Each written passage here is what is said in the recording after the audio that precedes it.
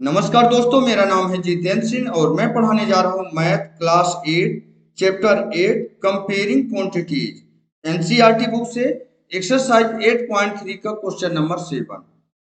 यहाँ बोला जा रहा है मारिया इन्वेस्टेड ₹8,000 इन ए बिजनेस। मारिया क्या करती है? 8,000 बिजनेस में इन्वेस्ट कर देती है।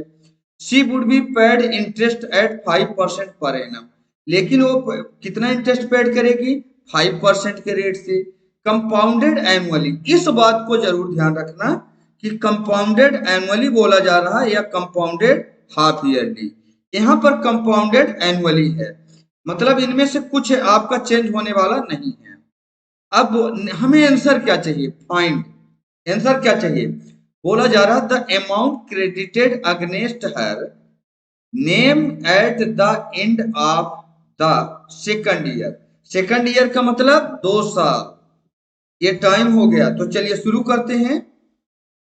जो अमाउंट क्रेडिट होगा अगेंस्ट है नेम, है ना, एट द एंड ऑफ मतलब 2 साल के बाद। सेकंड ईयर लिखा है, सेकंड ईयर 2 साल, तो जो डाटा गिवन है उसको लिख लो। यहां पर आपका हो जाएगा प्रिंसिपल अमाउंट पी कितना है? ₹8,000। 8,000। अच्छा, रेट क्या है? 5% पर एनम। और क्या है? सेकंड ईयर तक के लिए बोल, end of the second year, इसका मतलब टाइम है सेकंड ईयर, 2 ईयर। ओके, ये तो पहला क्वेश्चन के लिए है सेकंड ईयर। इसमें कुछ भी बदलने वाला नहीं है क्योंकि कंपाउंडेड एनुअली है। बस कंपाउंड इंटरेस्ट का फार्मूला आप कई क्वेश्चन हो चुके हैं तो आपको याद हो गया होगा। ये कंपाउंड इंटरेस्ट का फार्मूला है।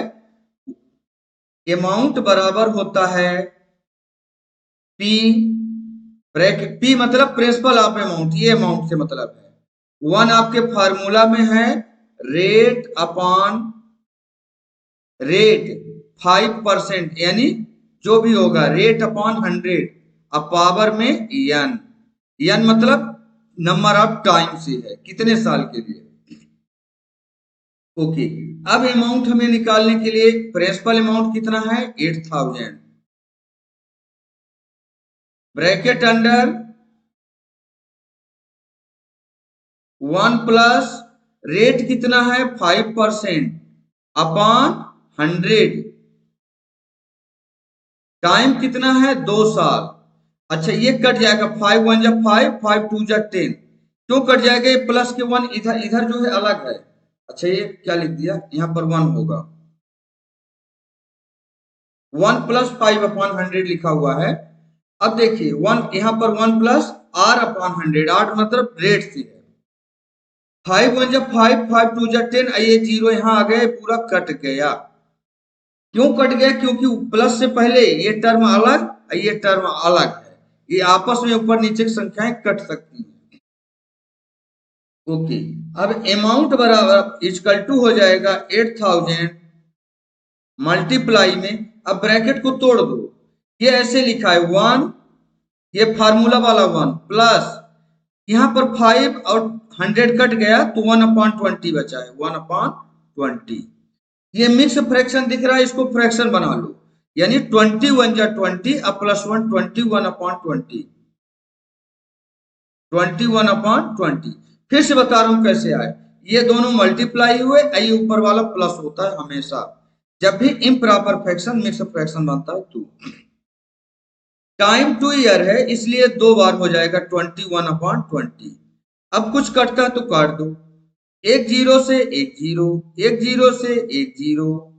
और देखो ये 2 2 जब 4 लिखा हुआ है, देखो अलग अलग, या तो काटो, तो 2 से काटोगे 2 4 जाए, फिर से 2 से काटोगे, ऐसे भी काट सकते हो। देखो ये 2 2 जब 4 लिखा हुआ है, अब 4 से कटता है, 2 2 जब 4, अब 4 2 जा 8, ये 20 आ गए, यानी अमाउंट इजकल टू हो जाएगा, यहाँ पर बचा है 20, इंटू में 21 और इंटू में 21। ये जो सेकंड ईयर के लिए था, ये फर्स्ट वाला क्वेश्चन में लगा रहा था इसको, amount credited against her name at the end of the second year, 2 साल के लिए लगा रहे थे। ये पहला क्वेश्चन हो गया आपका। इसका फाइनल आंसर अमाउंट आ चुका है, इसको मल्टीप्लाई करने के बाद 8,820। अच्छा, यहाँ रुपया नहीं लिखा, रुपया भी लिखना होता है। यहाँ रुपया 8,820, ये आपका फाइनल आंसर आ गया किसका, पहले वाले नंबर का। अब चलते हैं सेकंड नंबर क्वेश्चन में, देखते हैं सेकंड नंबर में क्वेश्चन क्या बोला जा रहा है। सेकंड क्वेश्चन, ये पहला क्वेश्चन आपका उत्तर आ चुका है, 8,820 रुपए आपका आंसर आ गया है ना। और सेकंड क्वेश्चन में क्या बोला जा रहा है, the interest for the third year, मतलब सिर्फ तीसरे साल का आपको इंटरेस्ट चाहिए बस। तो ये तो आपका प्रिंसिपल अमाउंट ये वाला बन जाएगा इस बार, क्योंकि 2 साल का हो चुका है, अब 1 साल का निकालना है। तो आप यहां लिखोगे, पूरा डाटा पहले लिख लो, आपका पी बन जाएगा ये वाला अमाउंट 8820। अच्छा, रुपीज भी लगा देते हैं इसमें,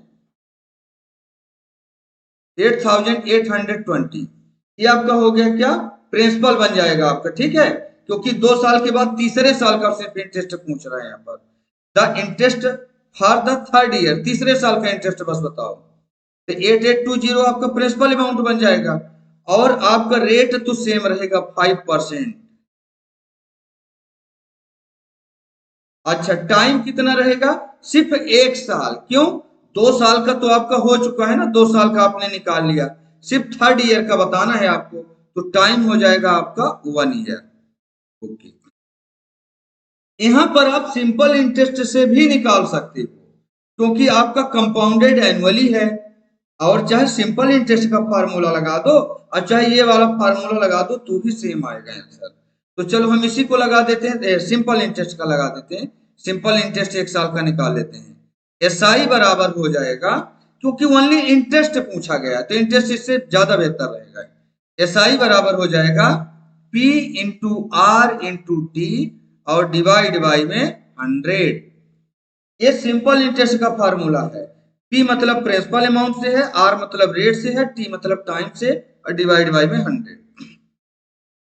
प्रिंसिपल अमाउंट 8820, रेट है आपका 5%, और टाइम है आपका 1 ईयर, और डिवाइड बाई में हो जाएगा कितना, 100।